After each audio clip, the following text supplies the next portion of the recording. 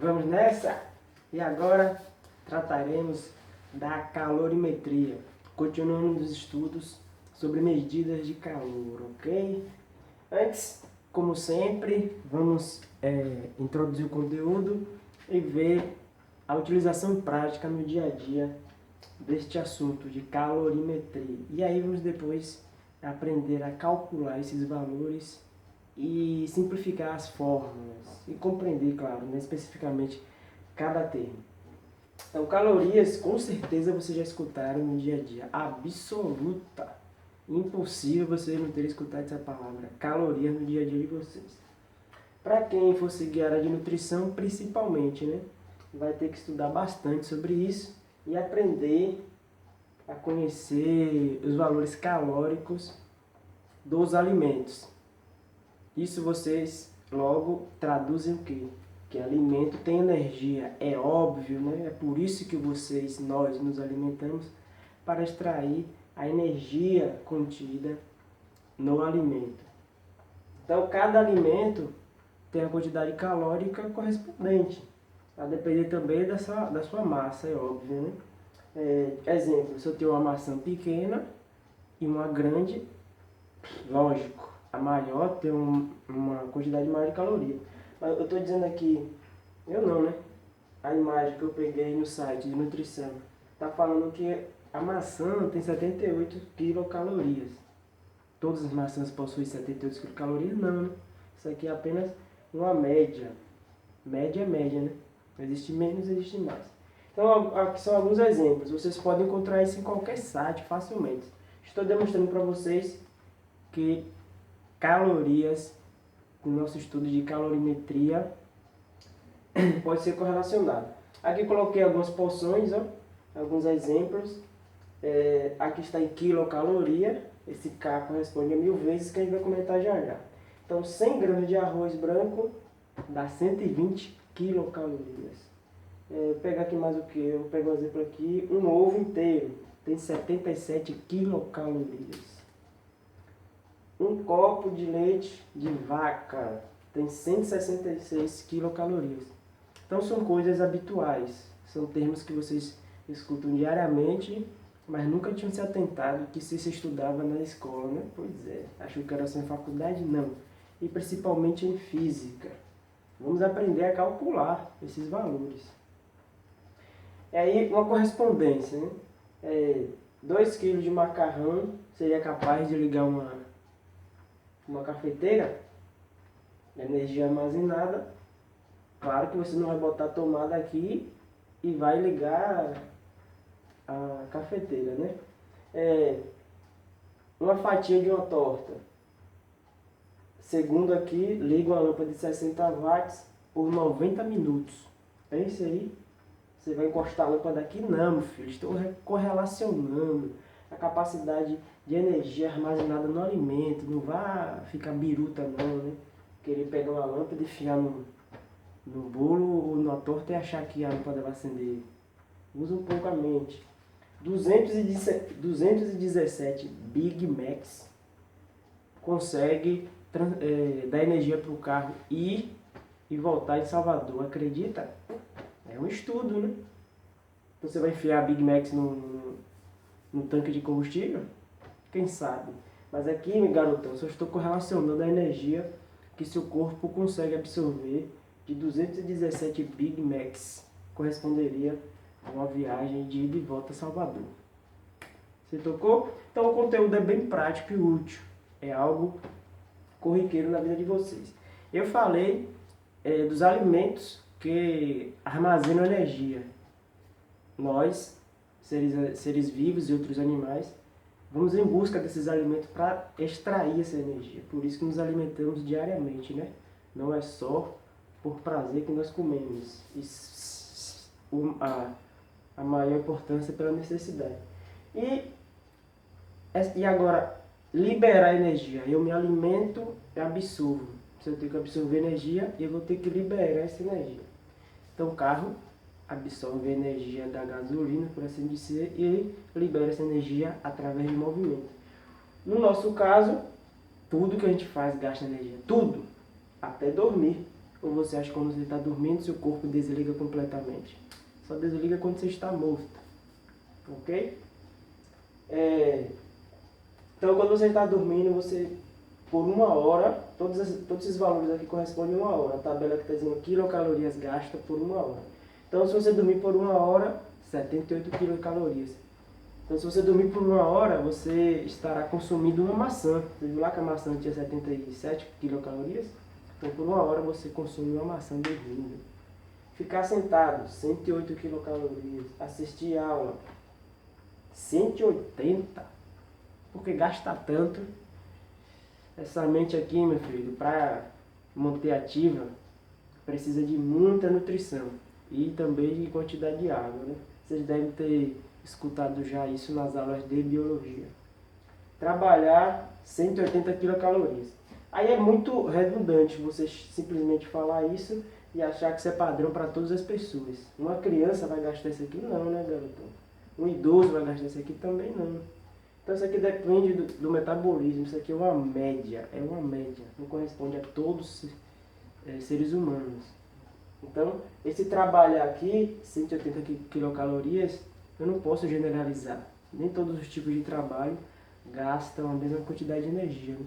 Você não vai comparar um pedreiro com alguém que trabalha no escritório, a movimentação é outra. Um cara que é atleta, você vai comparar com o professor. Não dá, né? Então, o trabalho aqui é apenas valor médio. Ficar em pé por uma hora, 120 quilocalorias. Andar por uma hora, 228 quilocalorias. Então, nos alimentamos, extraímos a energia que tem nos alimentos e depois liberamos elas de diversas formas, muitas formas. Né? Eu coloquei alguns exemplos aqui. E aí, vamos agora aprofundar de fato no conceito de física, em trabalhar com os cálculos. Relembrem lá do nosso início de estudo de termologia, quando introduzimos o conteúdo. Né? Está super ligado com calorimetria, claro. Estamos estudando todas as variações de temperatura. E calorimetria não é diferente. Lembre lá do conceito de energia interna, que é definido pelo grau de agitação, muito bem. Então, a energia interna do átomo que vibra, não percebemos, claro, é bem pequenininha a movimentação, mas em conjunto com várias moléculas se agitando, vibrando, ela ocasiona a nossa temperatura. E aí sim é que entra o conceito de temperatura. A temperatura é para medir o grau de agitação das partículas, das moléculas, dos átomos. Então a energia interna é a agitação e a temperatura é para eu medir. O conceito de temperatura é a medição do grau de agitação. Então observe que quando eu digo que um corpo tem 80 graus Celsius e outro tem 10 graus Celsius, você entende, pelos valores da temperatura, que o grau de agitação é maior que no outro. Eu não precisava nem representar aqui essas moléculas vibrando. Bastava dizer a temperatura que você já compreenderia. Que essa aqui, o grau de agitação é menor que a de cá. Estou relembrando certos conceitos, que é importante. E aí vem aquilo que a gente discutiu muito, a diferença de temperatura e calor. Geralmente a pessoa está num dia com a temperatura, sei lá, 30 graus Celsius, e aí a pessoa fala, ai que calor, estou com calor. Ninguém tem calor, o calor não fica armazenado no corpo. Né? A gente só traduz calor quando acontece uma transferência de grau de agitação das partículas. Então, se eu estou transferindo energia de um corpo para o outro, aí estamos falando de calor. Então, o que é calor? Transferência de energia. Só existe calor dessa maneira. Se eu separar os corpos, não existe transferência de calor e logo não posso dizer que esse corpo está com calor, como algumas pessoas falam, né? Não existe. Então, o termo calor é transferência de energia. E aí, o homem, ele percebe isso e começa a analisar essas formas de transferência de energia. E uma forma de interromper essa transferência. Nós aqui no meio estamos transferindo calor para o meio, sempre estamos transferindo. E aí, a depender, se o ambiente estiver muito quente, nós recebemos esse calor. Como somos homeotérmicos, ou seja, olha, biologia, tendemos a deixar nossa temperatura constante. Nosso corpo se vira para fazer isso, em uma média de 36 a 37 graus Celsius. Logo, se o ambiente estiver muito quente, com a temperatura elevada, seu corpo vai trabalhar para manter sua temperatura nos 36, 37. Como? Aí vai começar a suar, tal, e aí os metabolismos, as formas de controle do seu organismo que você tanto estuda em biologia. Se o tempo está frio, aí o corpo também reage de outra forma, né? Contraindo as artérias, os músculos, é uma variação diferente quando o tempo está frio. E aí o homem, através disso, ele consegue usar roupa, construir materiais para se manter mais isolado, né? Casas, e o tipo de geladeira é um exemplo. Que o material no congelador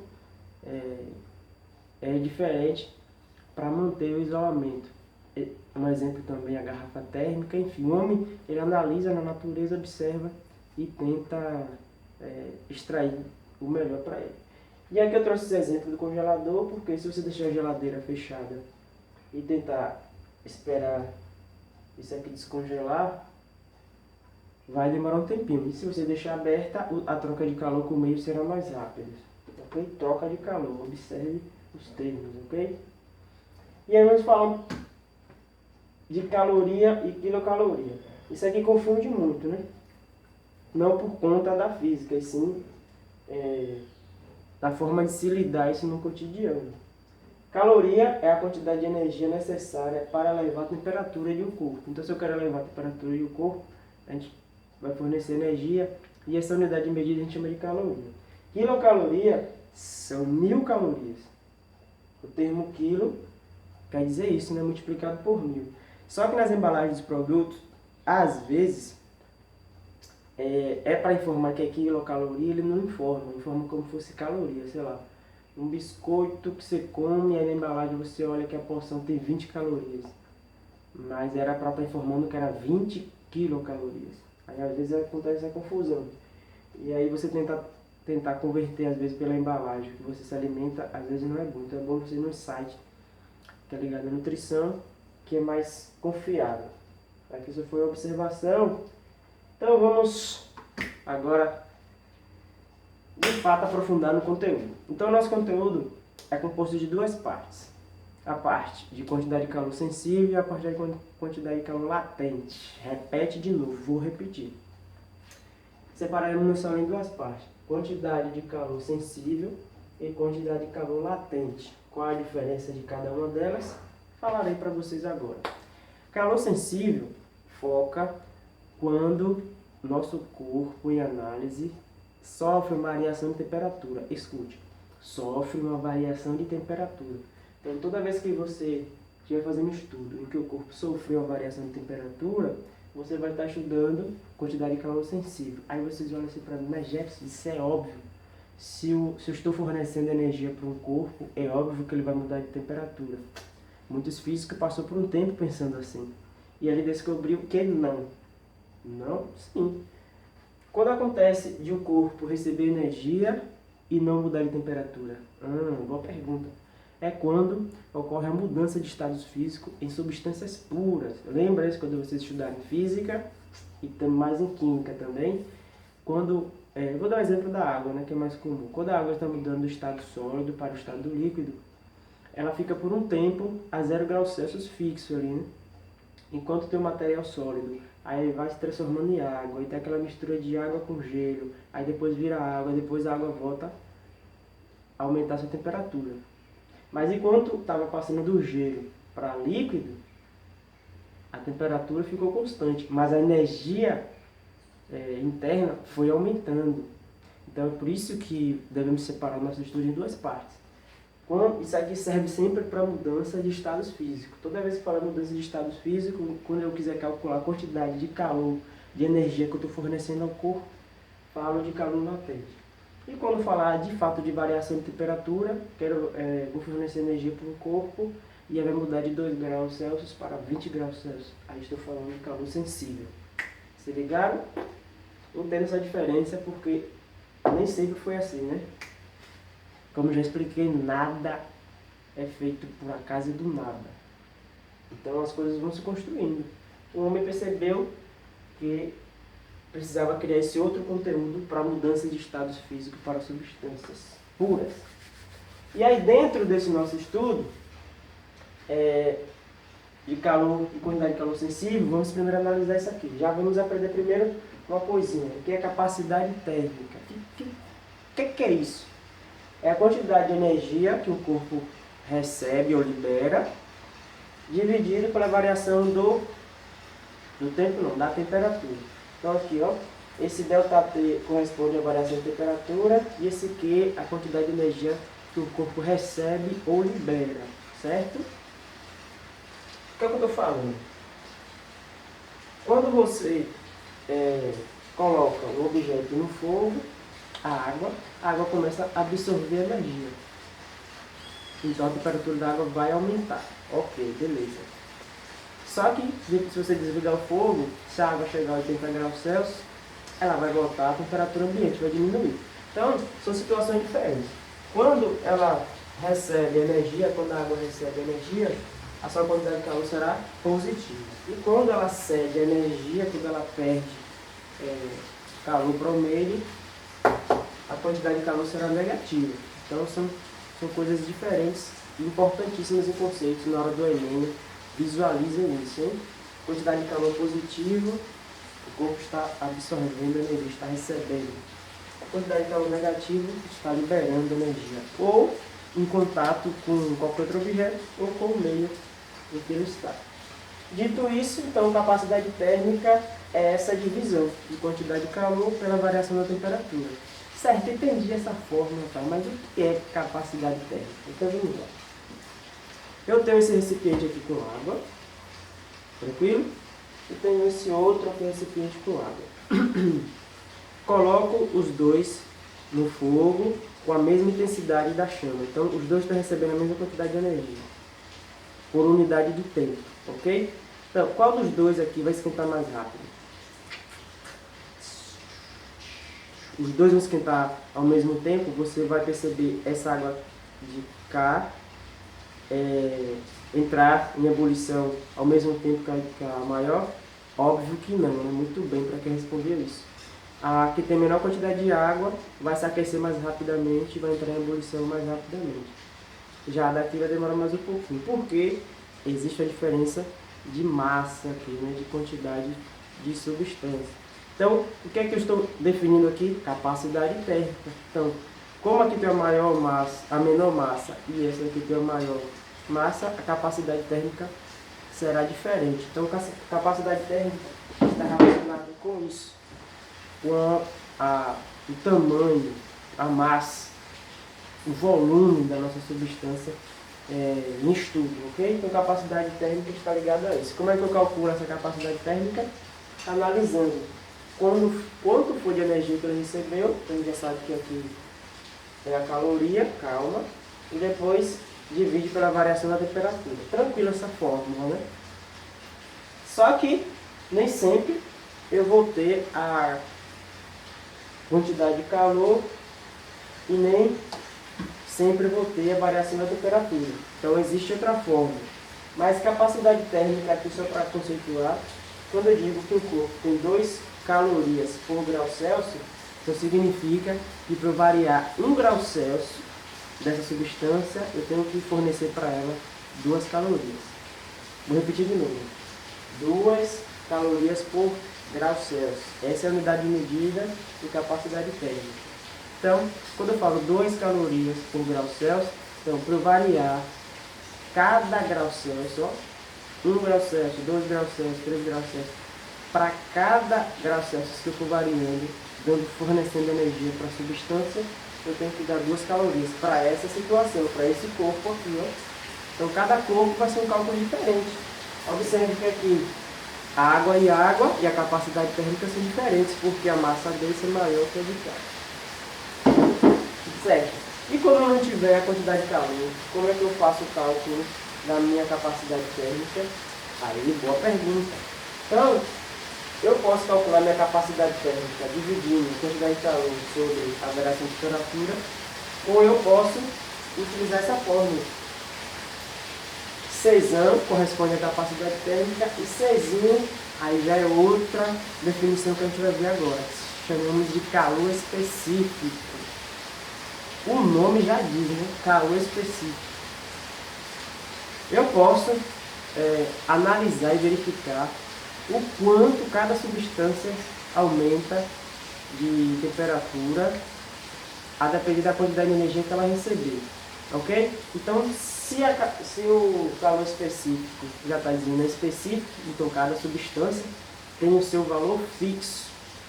Então, existe uma tabelinha. Lembra lá de dilatação térmica, que existia um alfa, o beta e o gama, que o alfa era coeficiente de dilatação, semelhante aqui. Claro que a tabela de lá não é a mesma, mas estou dizendo que é semelhante. Lembra que cada matéria tinha o seu coeficiente de dilatação?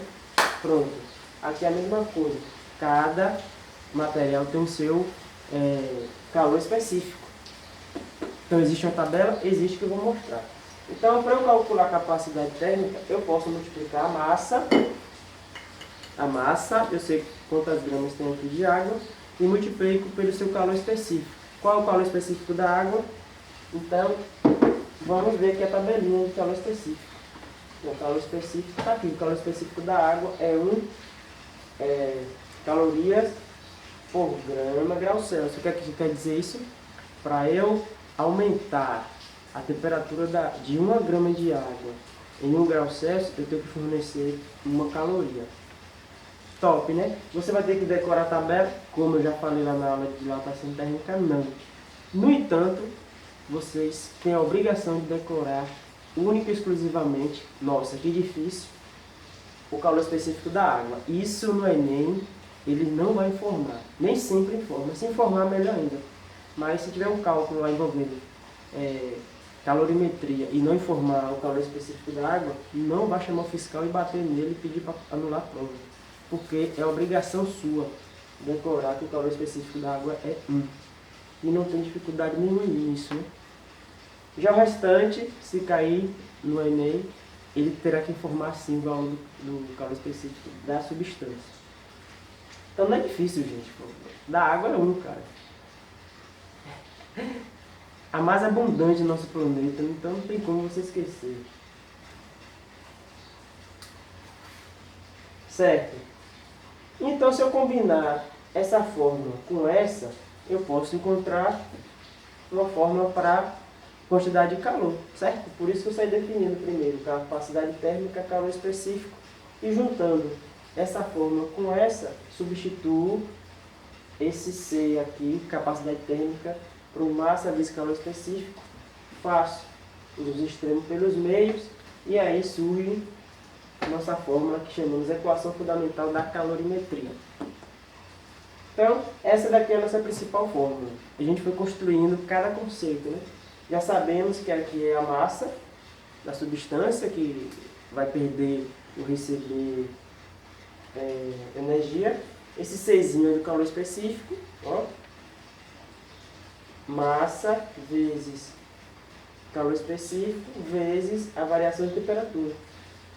Variação de temperatura. Aí aqui essa fórmula está usando θ, mas você pode usar T, enfim. Fórmula é fórmula, né? Agora entenda que é sempre a variação. Por isso que calor latente não entra. Porque no calor latente não tem variação de temperatura. Então já é outro estudo. Então aqui estão o que significa cada coisa, para vocês aí irem anotando. Tranquilo? Você dá pausa e pegar os conceitos. E existe um macete para decorar a fórmula. Qual é o macete para decorar a fórmula? Já está no nome, né? Que macete. Que macete. Então, fui eu que inventei isso aqui? Óbvio não. Isso aí, todos os cursinhos e professores já conhecem essa forma de decoração aqui, né? Então, não é difícil. Que macete. Que macete. Quantidade de calor é igual a massa vezes calor específico. Cada substância tem a sua, vezes a variação de temperatura. Tranquilo? E aí, tem uma breve revisãozinha aqui do que a gente viu. sobre a quantidade de calor, já encerramos, né? Quantidade de calor já encerramos. Então vimos a forma de capacidade térmica, identificamos que o C é o calor específico, tem o Czinho de capacidade térmica e o Czinho de calor específico. Entendemos que o calor específico, além dessa fórmula, pode ser traduzida por essa, e nossa fórmula fundamental da calorimetria, que é Q-macete. Ok?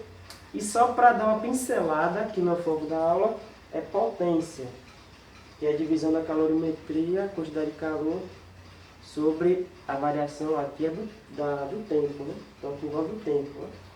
É energia dividido pelo tempo, energia dividido pelo tempo. Aqui não é de temperatura, é tempo. Aqui é temperatura, aqui é de tempo. Na unidade internacional, segundos. E aí vocês estão vendo aqui um J. Aí você se perguntou, não entendi. Você falou na estante aí de caloria, que é a unidade de consumo de calor, porque tem J, porque J vem de joule, que é também a unidade de medida para energia, que é no SI. Então existe uma correlação, sim. Uma caloria equivale a aproximadamente 4,18 joules. Às vezes acontece e você tem que converter ou de joules para caloria, de caloria para joules. É só fazer a regra de 3, ok? Então uma caloria é aproximadamente igual a 4,18 joules. Por isso que tem essas demonstrações aqui, ó, são unidades de medidas. Nos exercícios eu vou chamar atenção para as unidades de medida. Não adianta ficar falando e vocês vão ficar embolando. Quando a gente chegar no exercício já, nos exemplos eu te mostro. E agora vamos para a quantidade de calor latente, que é muito mais simples. Não tem tanto XMSQL, já que você já conhece todos os outros conceitos. Então isso aqui é para representar, vocês provavelmente já viram esse gráfico, que aqui é o gráfico de aquecimento de uma substância. Vamos botar a água para facilitar, né? Então a água que estava no congelador, lembra aquele congelador lá? E aí eu coloquei no congelador, desliguei a geladeira, porque eu quero tirar aquela quantidade de gelo. Quero dar o tal degelo, né?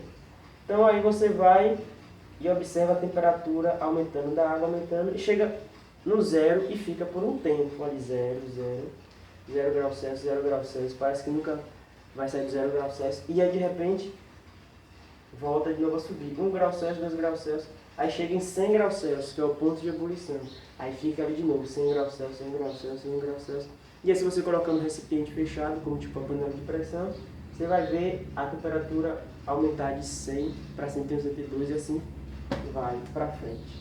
Então, nosso estudo de quantidade de calor específico, sensível, está aqui, ó, na parte 1 e na parte 3.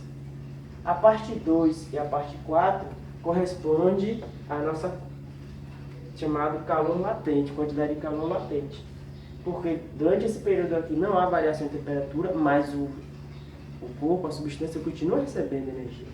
Então, nossa fórmula é outra. Qual é a fórmula? Simples também. Fórmula de calor latente é massa vezes o L, que corresponde calor latente de mudança de fase da substância. Nossa, quanto nome, né? Mas é também específico. Cada substância vai ter a sua. Ok? Então aqui vai ter que ser informado qual é o calor latente, sei lá, da água, qual é o calor latente do ferro, qual é o calor latente, qualquer substância que seja. Se falar se que você calcule a mudança de estado, você vai ter que usar essa fórmula. Então, é simples a fórmula de calor latente. Beleza? Então, vamos para os exercícios. Vamos praticar agora. Deixa eu apagar aqui. Já passei todas as informações.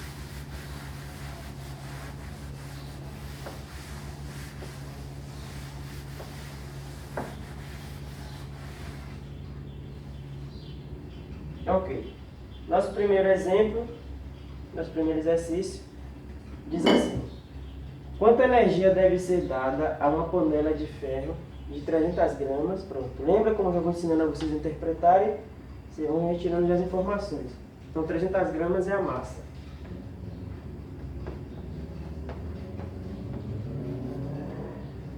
Para que sua temperatura seja elevada em 100 graus Celsius. Pronto. Isso aqui é interpretação. sua temperatura seja elevada em 100 graus Celsius. Aqui não está falando que ela está em 100 graus Celsius e vai para outra temperatura. Já está dizendo que variou. O que era antes e o que virou depois não interessa. Já está dizendo que o ΔT é 100. Então, não vai chorar por isso, né? Você não vai perguntar de onde é que saiu nem de onde chegou. Você já está dizendo a variação, então use. E aí agora vem. Considere o calor específico da panela como ser 450 joules por quilo.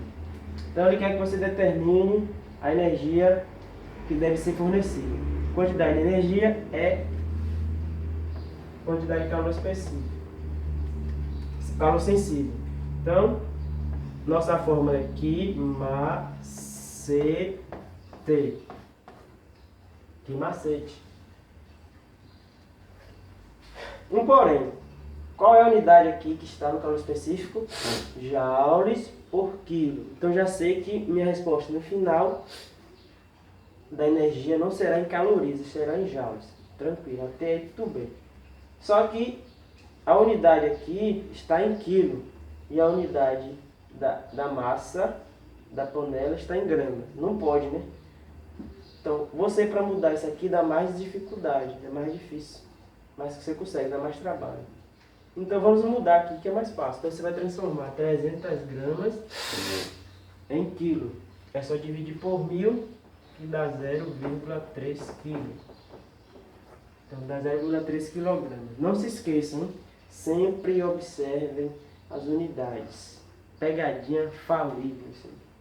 Então, eu quero descobrir qual é o valor de Q. A massa eu já converti. O calor específico é 450. E a variação, 100. Pronto. Aí você vai multiplicar, né? Aqui você já conhece, já é macete. Então, esse zero cancela essa casa decimal, porque só tem uma vírgula, só tem um número após a casa decimal. Então, fica 3 vezes 45. 3 vezes 45, 3 vezes 5, 15. Vai 1. 3 vezes 4, 12. 1 que foi 13. Vezes 100. Já poderia ter botado os dois zeros aqui, mas vamos fazer devagar. Então, fica 13.500. 13.500 calorias? Não, né? Não é calorias. Porque a unidade que está aqui no meu calor específico é em joules. Então você vai botar aqui 13.500 joules. Pronto, era só isso que ela estava querendo. Ok? Vamos para a próxima.